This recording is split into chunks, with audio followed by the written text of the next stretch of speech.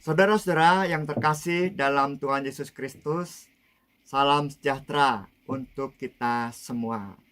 Senang sekali pada hari ini kita bisa berjumpa kembali dalam pemahaman Alkitab Jemaat Dewasa GKI Taman Cibunut Bandung, hari Rabu 15 Juni 2022. Bersama saya Pendeta Samuel Adi Perdana.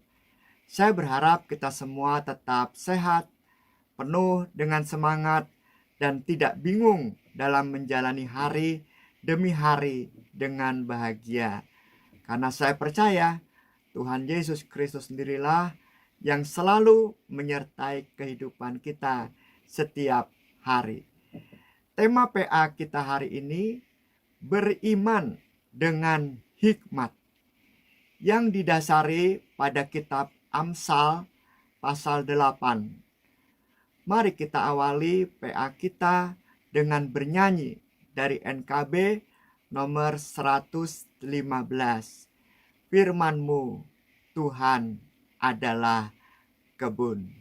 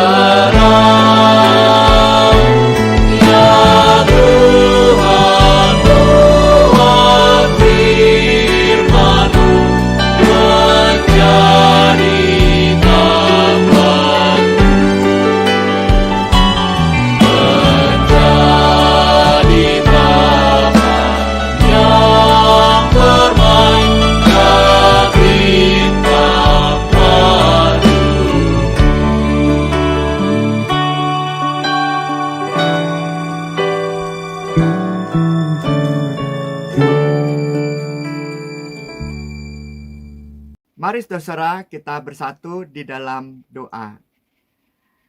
Ya Allah, Bapa, Anak, dan Roh Kudus, kami bersyukur kepadamu. Di tengah segala kesibukan kami, dalam bekerja dan melewati banyak pergumulan, Engkau menyediakan waktu bagi kami untuk merenungkan firman-Mu.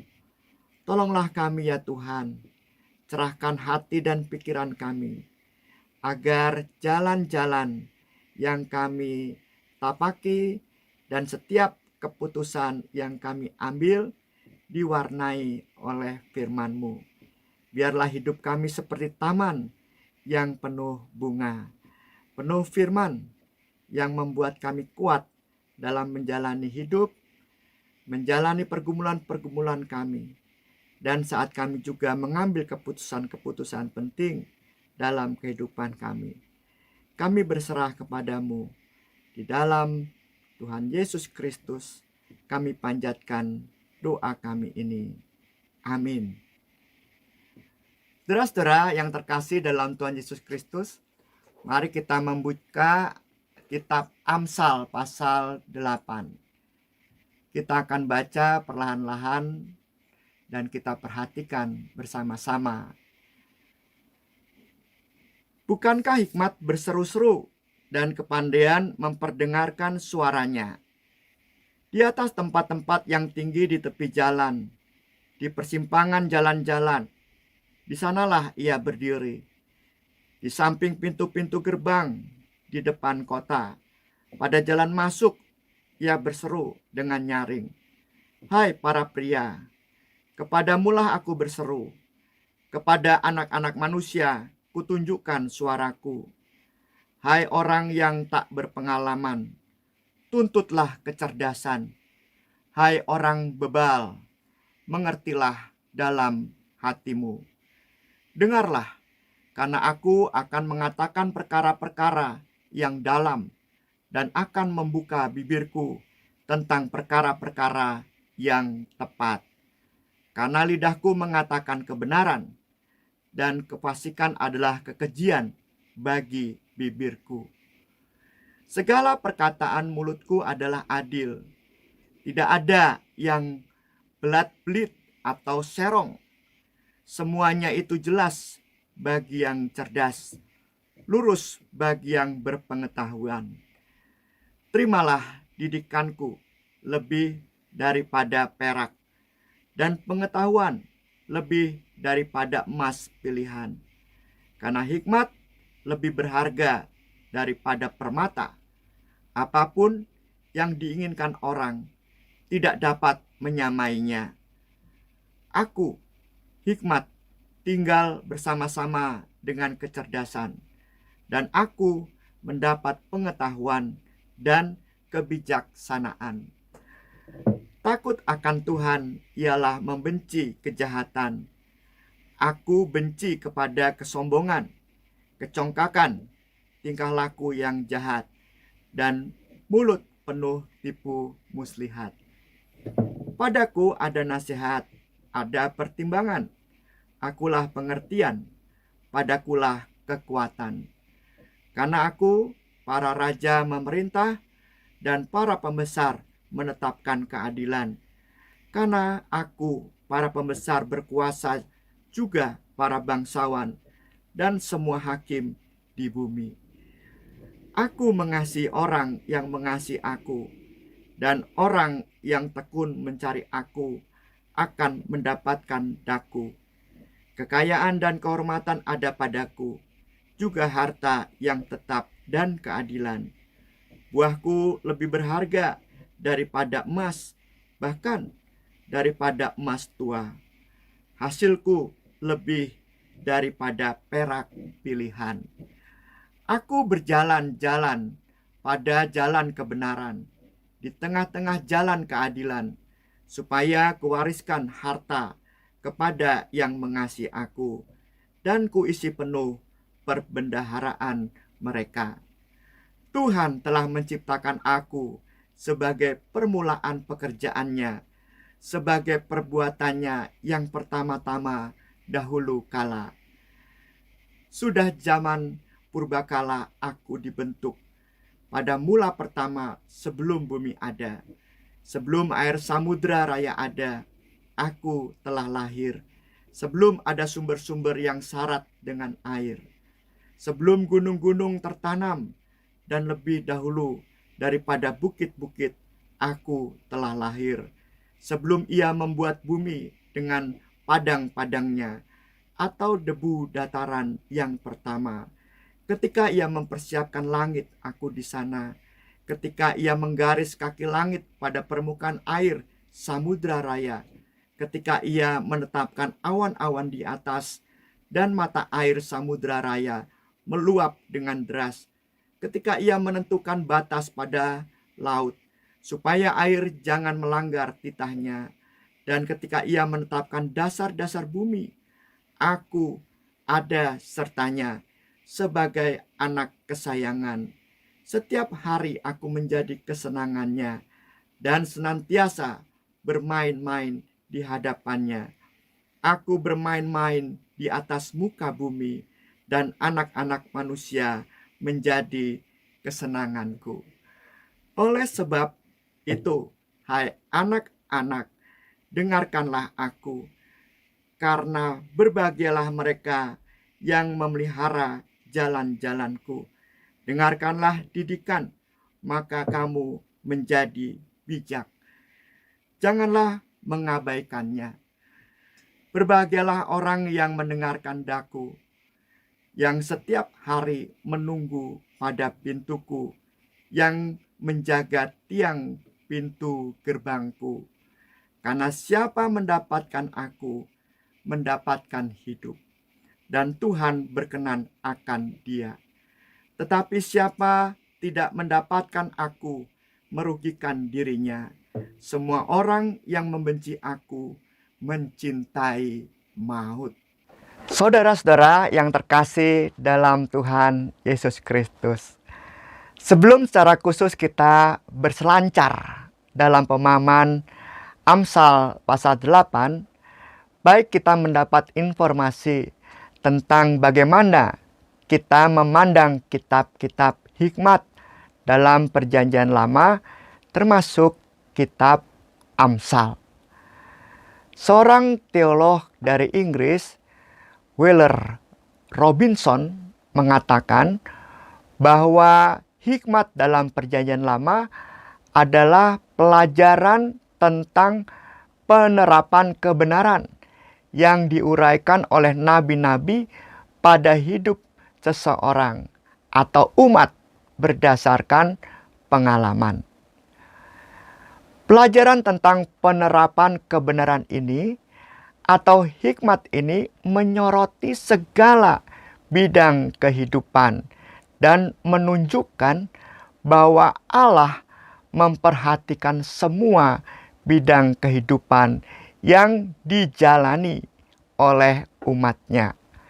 Jadi, hikmat bukanlah renungan tentang asas-asas memerintah alam semesta saja, atau sekedar rumus-rumus untuk menjalani hidup. Hikmat itu soal hubungan dengan Allah melalui firman yang disampaikan oleh nabi-nabi. Hikmat soal memiliki pengalaman hidup dengan Allah. Tentu yang dimaksud memiliki pengalaman hidup dengan Allah adalah umat Allah sendiri.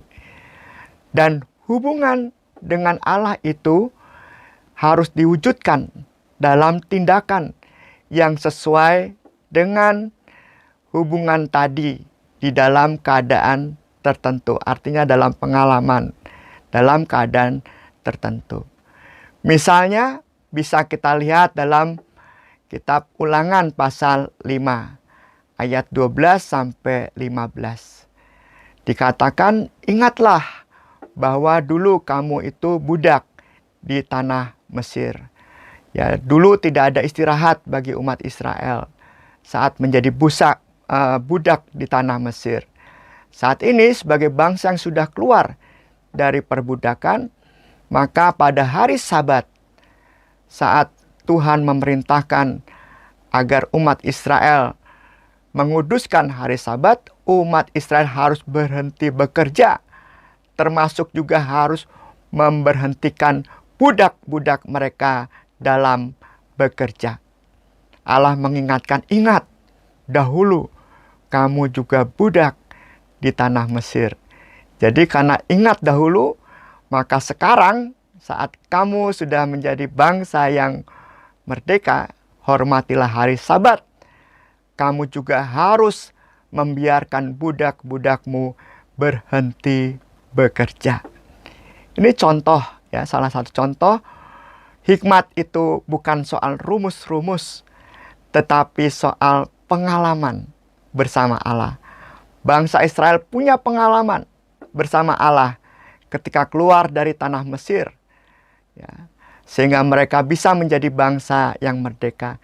Itulah hikmat, pengalaman hidup bersama Allah. Dan pengalaman hidup bersama Allah itu menghasilkan tindakan untuk merayakan hari Sabat bersama para budak mereka.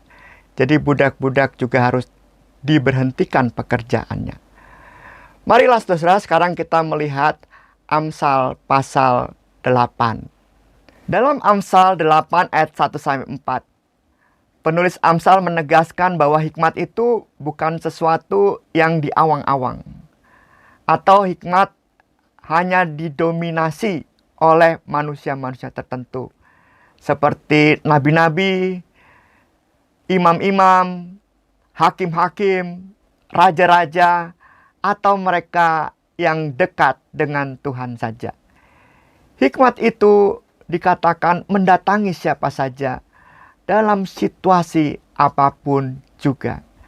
Dalam ayat 1-4, hikmat itu dikatakan berseru-seru, memperdengarkan suaranya di atas tempat-tempat yang tinggi di tepi jalan, di persimpangan jalan-jalan, di samping pintu-pintu gerbang di depan kota, pada jalan masuk, kepada para pria yang dimaksud pimpinan-pimpinan, dan juga kepada anak-anak manusia atau yang dimaksud dengan umat, kepada siapa saja. Hikmat untuk siapa saja, di mana saja hikmat itu berseru-seru. Dan juga ditekankan bahwa hikmat ini sangat penting. Hikmat ini digambarkan bukan sekedar berbisik atau berkata-kata kepada siapa saja dan dalam situasi apa saja, tetapi hikmat ini berseru-seru kepada siapa saja, di mana saja, dan dalam situasi apapun juga. Lalu pertanyaannya, di mana atau apa pentingnya hikmat itu? Pentingnya hikmat yang pertama adalah hikmat untuk membantu orang yang tak berpengalaman mendapat pengertian dan kemampuan. Seperti ditunjukkan pada ayat 5 sampai dengan ayat yang 10. Akan saya bacakan. Hai orang yang tak berpengalaman, tuntutlah kecerdasan. Hai orang bebal, mengertilah dalam hatimu. Dengarlah, karena aku akan mengatakan perkara-perkara yang dalam dan akan membuka bibirku tentang perkara-perkara yang tepat. Karena lidahku mengatakan kebenaran dan kefasikan adalah kekejaman bagi bibirku. Segala perkataan mulutku adalah adil. Tidak ada yang belat-belit atau serong. Semuanya itu jelas bagi orang cerdas, lurus bagi yang berpengetahuan. Terimalah didikanku lebih daripada perak, dan pengetahuan lebih daripada emas pilihan.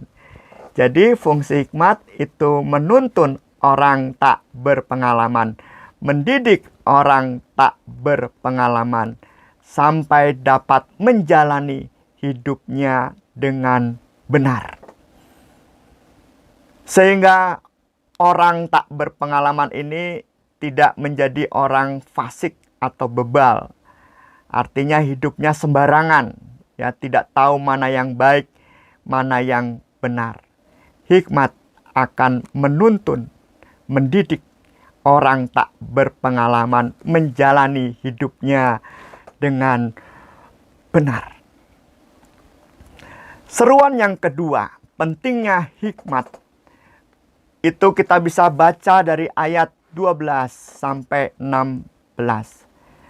Dipengaruhi juga tentang pentingnya hikmat yang kedua ini dari hikmat kuno dalam tradisi Babel, yaitu bercerita tentang Isitar atau kekuasaan ilahi, pencipta, ratu, penguasa, dewi, kemanusiaan yang memberikan tongkat atau takhta, tanda kerajaan pada raja-raja. Jadi dalam cerita itu, ceritanya para raja-raja itu diberi kewenangan, tongkat oleh dewi atau pencipta atau ratu atau penguasa ya untuk menjalankan pemerintahannya.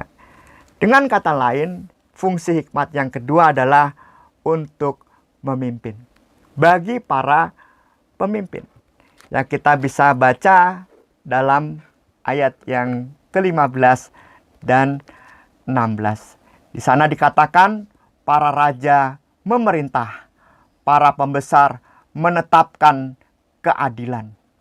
Para pembesar ini termasuk para bangsawan dan semua hakim yang dengan hikmat akan memiliki kemampuan untuk memerintah dan menetapkan keputusan-keputusan.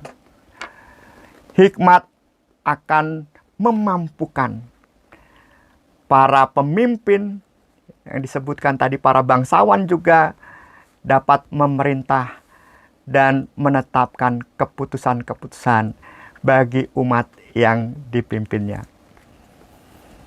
Saudara ingat dengan cerita Raja Salomo? Sewaktu Tuhan berfirman pada Salomo di 1 Raja-Raja 3 ayat 5, Tuhan berkata demikian, "Mintalah apa yang hendak kuberikan kepadamu." Lalu Salomo meminta kepada Tuhan bukan umur panjang, bukan kekayaan atau nyawa musuhnya agar diserahkan, melainkan Salomo meminta pengertian atau meminta hikmat dari Allah untuk menimbang perkara dalam memimpin umat Allah atau umat Israel itu. Dari hikmat itulah Salomo berkuasa atas segala kerajaan, mulai dari Sungai Efrat sampai ke negeri orang Filistin, dan sampai ke Mesir juga, artinya ke negeri asing. Dan semua kerajaan-kerajaan yang dikuasai oleh Salomo itu memberikan upeti kepada Salomo. Karena apa? Karena Salomo dikagumi hikmatnya. Jadi fungsi hikmat yang kedua adalah untuk memimpin. Dan yang ketiga, saudara, mengapa hikmat penting? Karena hikmat akan menuntun kita untuk menemukan sesuatu yang paling berharga dalam hidup ini, yang melebihi permata, emas, perak, kekayaan, dan semua materi yang disediakan dunia ini, yang diinginkan oleh manusia. Seperti yang dikatakan pada ayat 10, 11, dan 19 demikian. "Terimalah didikanku lebih daripada perak dan pengetahuan lebih daripada emas pilihan. Karena hikmat lebih berharga daripada permata. Apapun yang diinginkan orang tidak dapat menyamainya." Ayat 19, "Buahku lebih berharga daripada emas, bahkan daripada emas tua. Hasilku lebih daripada perak pilihan." Ya. Lalu pertanyaannya adalah, apa itu yang lebih berharga dari permata, emas, perak pilihan, kekayaan, dan semua hal yang diinginkan manusia di dunia ini yang bersifat materi? Tidak lain, kekayaan hikmat adalah kita dituntun untuk bisa menjalin relasi dengan sesama kita. Kita bisa mengasihi mereka dan mereka pun mengasihi kita. Dan yang sama dengan itu, kita bisa menjalin relasi karena tuntunan hikmat, relasi dengan Tuhan, Sang Pemilik dan sumber hikmat itu sendiri yang menciptakan semesta. Aku dalam relasi itu bisa mengasihi Tuhan, dan aku bisa merasakan dikasihi oleh Tuhan. Itulah kekayaan dari hikmat. Kita bisa membaca di ayat yang ke-17. Aku mengasihi orang yang mengasihi aku, dan orang yang tekun mencari aku akan mendapatkan aku. Kemudian di ayat 22 dan juga nanti saya baca di ayat yang ke-30 ya, secara ringkas. Saudara bisa membacanya lebih komplit nanti. Tuhan telah menciptakan aku sebagai permulaan pekerjaannya, sebagai perbuatannya yang pertama-tama dahulu kala. Aku ini ya hikmat itu gitu ya. Nah, ketika aku manusia bisa bertemu aku dalam arti menemukan hikmat itu, maka aku bisa berelasi dengan Sang Pencipta juga gitu. Karena hikmat aku itu menuntun kepada Sang Pencipta, Allah, pemilik dan sumber hikmat. Dan hikmat juga bisa menuntun kita menjalin relasi dengan sesama kita, dengan kasih juga, dan sesama mencari kita. Mencari hikmat itu berarti juga mencari orang yang penuh hikmat juga dan mengasihi aku, atau orang yang dituntun dengan hikmat juga. Itulah kekayaan kita. Punya relasi dengan sesama yang penuh cinta kasih. Dikasih sesama juga. Dan punya relasi dengan Tuhan yang menciptakan aku. Bahkan di ayat yang ke-30 dikatakan, aku ada sertanya sebagai anak-anak kesayangan. Setiap hari aku menjadi kesenangannya dan senantiasa bermain-main di hadapannya. Karena aku dituntun oleh hikmat kepada Sang Pencipta itu.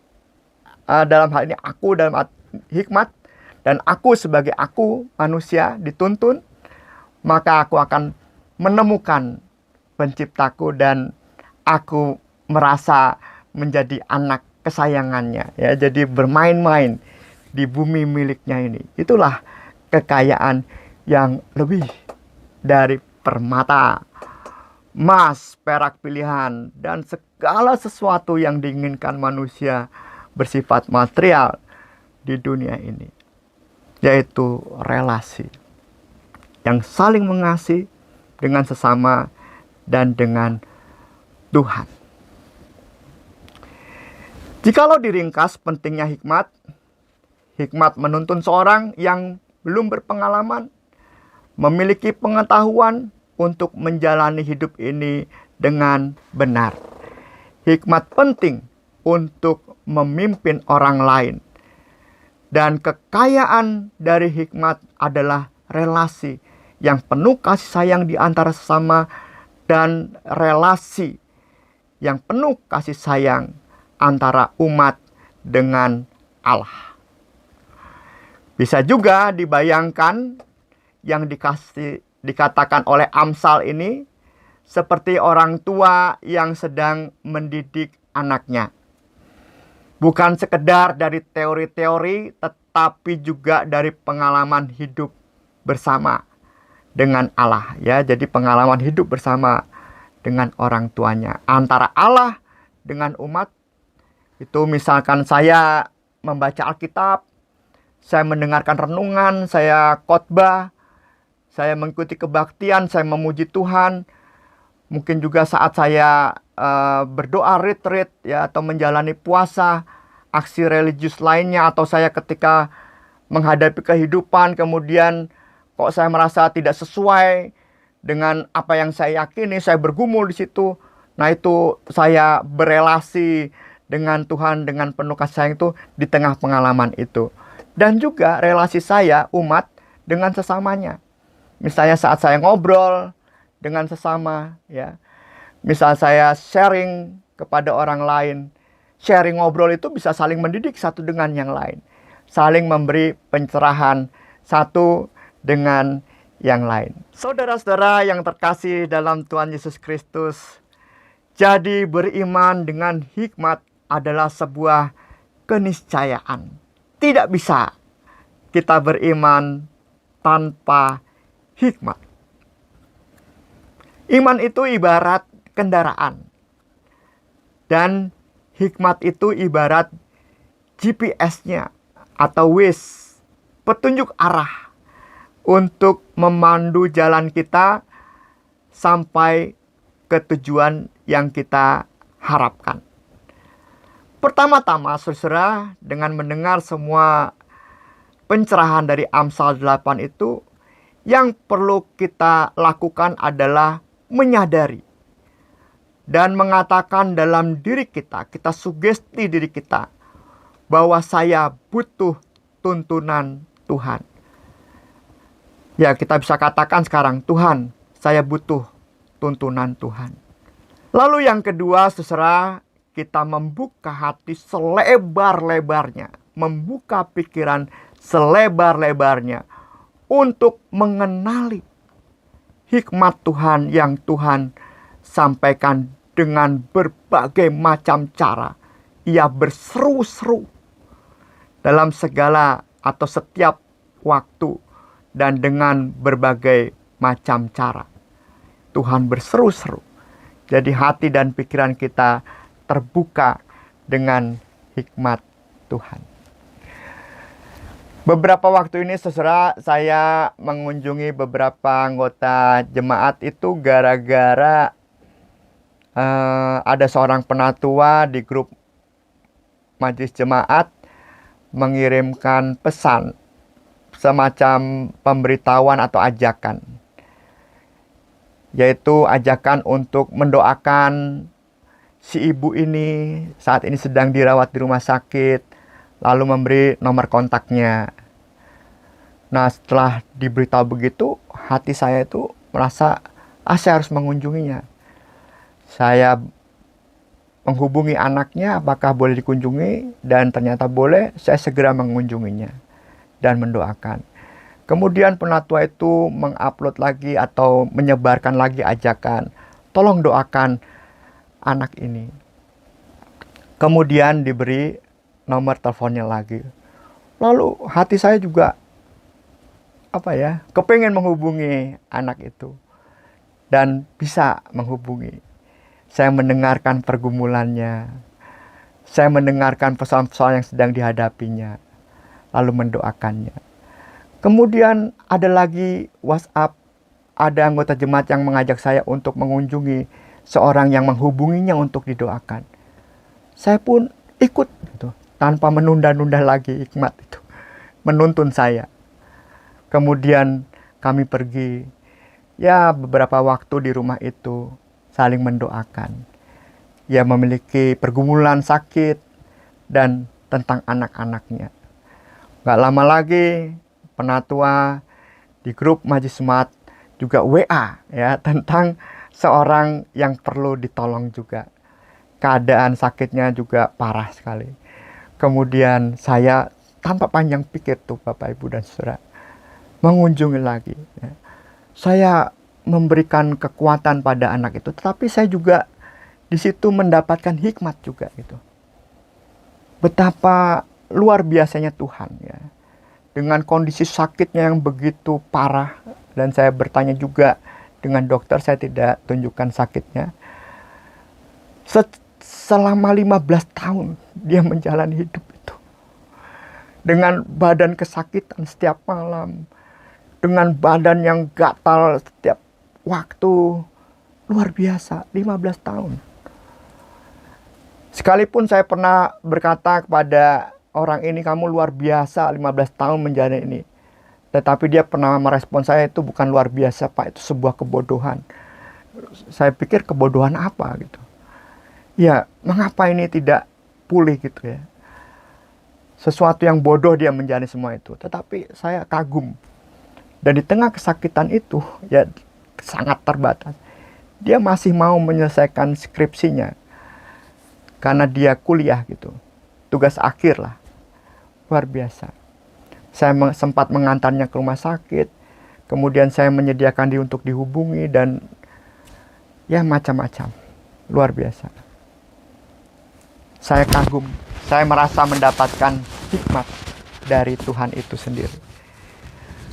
Lalu selanjutnya saudara, ini nggak tahu kenapa ada teman di Semarang mau operasi karena ada tumor di tiroidnya dan di paru-paru juga. Saya merasa tergerak juga untuk ke sana, ke Semarang, dan pas ada emeritasi pendeta, saya bisa mengunjunginya. Dan saat bertemu dia bilang, sakitnya ini itu dan seterusnya sampai suaranya nggak kedengeran sebetulnya. Dan dia berkata kepada saya, "Sam, beri aku nasihat." Selama bicara dengannya saya diam saja sebetulnya, hanya menanyakan bagaimana rencana dokter dan apakah dia sudah punya keyakinan untuk menjalani terapinya atau perawatan yang akan dilakukan bersama dokter. Dia bilang sudah kuat. Lalu terakhir tuh nanya, "Ada nasihatmu nggak?" gitu. Saya memandangi matanya dan berkata, "Saya nggak punya nasihat." Lalu saya katakan begini, "Berapa orang yang sudah tahu kamu sakit?" "Wah, udah banyak." "Nah, pasti kamu sudah mendengar banyak nasihat. Saya tidak akan menambah nasihat. Karena satu nasihat dari saya mungkin bisa membunuhmu." Dia kaget. "Maksudnya apa membunuhmu?" "Ya pasti kamu akan bingung kan mendengarkan banyak nasihat." Dan dia berkata, "Iya, saya bingung sekali. Ada yang bilang, coba tanya dokter lain atau apa. Coba obat ini, coba obat itu." Dia bingung. Nah, oleh sebab itulah saya bilang sama dia, saya nggak mau memberi nasihat. Saya hanya mau mendoakan kamu. Saya hanya mau memeluk kamu. Kenapa saya bisa bilang begitu dan bersikap seperti itu? Karena waktu dulu saya sakit, Bapak Ibu dan Saudara, yaitu kanker nasofaring dan terapi, setiap orang nanyain gimana kabarmu setiap hari. Setiap hari itu bukan cuma sekali. Beberapa kali orang menghubungi saya dengan orang yang berbeda dan orang yang sama juga. Dengan pertanyaan sama, kabarnya gimana? Dokter bilang apa? Udah makan belum? Udah enakan belum? Pusing saya. Dikasih nasihat ini, nasihat itu, pusing saya. Dari pengalaman itu saya punya hikmat. Ketika saya menghadapi orang yang sedang sakit, yang posisinya terminal ya, sakit yang cukup parah gitu, saya nggak mau banyak tanya gitu. Ini pengalaman saya. Mendingan saya berdoa bersamanya, memegangnya, menceritakan hal-hal lain, bicara hal-hal lain. Itu sangat membantu sekali. Seperti itu, saudara. Saudara-saudara yang terkasih dalam Tuhan Yesus Kristus, mari kita beriman dengan hikmat. Katakan pada diri kita, saya butuh Tuhan. Dan yang kedua, bukalah hati dan pikiran kita untuk merasa mengenali hikmat Tuhan. Siapa tahu dari pengalaman-pengalaman kecil atau besar, kita bisa dikuatkan oleh Tuhan melalui orang lain atau kejadian tertentu, atau bahkan kita menjadi cara Tuhan untuk menguatkan sesama kita. Beriman dengan hikmat. Mari kita bersatu di dalam doa. Ya Allah, Bapa, Anak, dan Roh Kudus, kami bersyukur telah diingatkan oleh firman-Mu supaya iman kami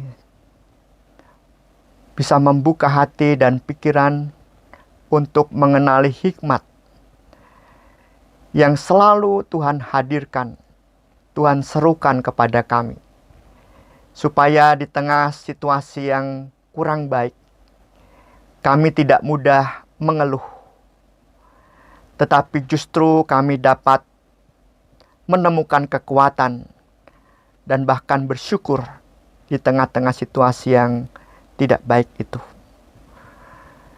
Di tengah-tengah relasi kami juga yang mungkin ada persoalan-persoalan tertentu, kami tidak mudah marah atau sakit hati. Justru dengan tuntunan hikmat, kami bisa sabar mendengar. Bahkan kami juga membuka pintu untuk mengasihi dan memaafkan yang luas sekali. Kami juga di kesempatan-kesempatan tertentu, ketika kami dalam kondisi baik, kami tidak cepat untuk menerima dan merayakan kebahagiaan itu sendirian. Kami bisa membuka telinga kami, hati kami, pikiran kami, untuk juga bisa mendengarkan orang lain yang punya pergumulan atau mendengarkan suara Tuhan, sehingga kami diutus untuk menyampaikan kekuatan dan semangat cinta kasih Tuhan kepada mereka. Biarlah kami mampu melakukannya dalam pimpinanmu. Memberi waktu kami, memberi pemikiran kami, memberi apa yang kami miliki, kami bagikan, supaya mereka dapat merasakan kekuatan dan tuntunan hikmat dari Tuhan. Inilah doa kami ya Tuhan. Kami percayakan kepadamu. Biarlah hidup kami kaya dengan relasi yang saling mengasihi di antara sesama kami dan relasi dengan Tuhan, berkat tuntunan hikmat dari Tuhan sendiri. Di dalam nama Allah, Bapa, Anak, dan Roh Kudus, kami panjatkan doa kami ini. Amin. Sampai jumpa lagi saudara dalam pemahaman Alkitab selanjutnya. Tuhan memberkati kita. Amin.